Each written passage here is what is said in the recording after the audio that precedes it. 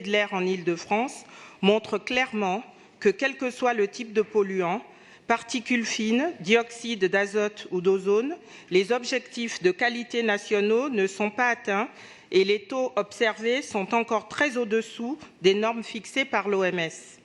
Si tous les Parisiens et Franciliens pâtissent de cette situation, certains, plus vulnérables, subissent plus lourdement les conséquences de la pollution de l'air parisien. Parmi eux, les 160 000 écoliers parisiens sont particulièrement concernés. On observe ainsi en France un doublement des cas d'asthme dans ces 10 dernières années. Aujourd'hui, c'est jusque dans leur salle de classe que l'air que respirent les jeunes Parisiens semble vicié. On apprend en effet que plus de 2/3 des 656 écoles parisiennes pourraient encore contenir de l'amiante. Plus grave, la mairie ne semble même pas réellement au courant de la situation, puisqu'il n'a pas été jugé utile de mener une étude sérieuse sur le sujet. Si l'exécutif se veut rassurant en arguant de l'innocuité de l'amiante emprisonnée, plusieurs associations et parents d'élèves estiment qu'une prise en charge beaucoup plus sérieuse du problème est indispensable, notamment lorsque l'on sait qu'un simple trou dans un mur ou un plafond peut compromettre le confinement de l'amiante et libérer dans les salles de classe des fibres nocives auxquelles les enfants, de par leur petite taille, sont particulièrement exposés.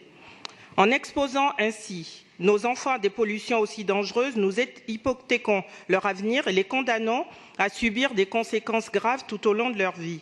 Face à ces constats, notre groupe UDI-MODEM s'est déjà montré force de proposition, notamment dans le cadre de sa délibération sur l'e-santé, adoptée à l'unanimité du Conseil de Paris en mai 2015, laquelle prévoyait notamment une mesure visant à mieux informer les petits Parisiens dès le plus jeune âge sur les bonnes pratiques à mettre en œuvre afin de préserver leur santé, en évitant notamment de s'exposer inutilement.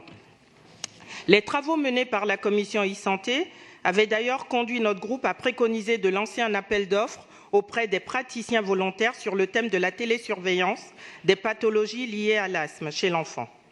Ma première question sera donc la suivante. Où en êtes-vous, Madame la maire, de la mise en œuvre de ces mesures qui découlent, je le rappelle, d'une délibération adoptée à l'unanimité il y a plus de 4 ans?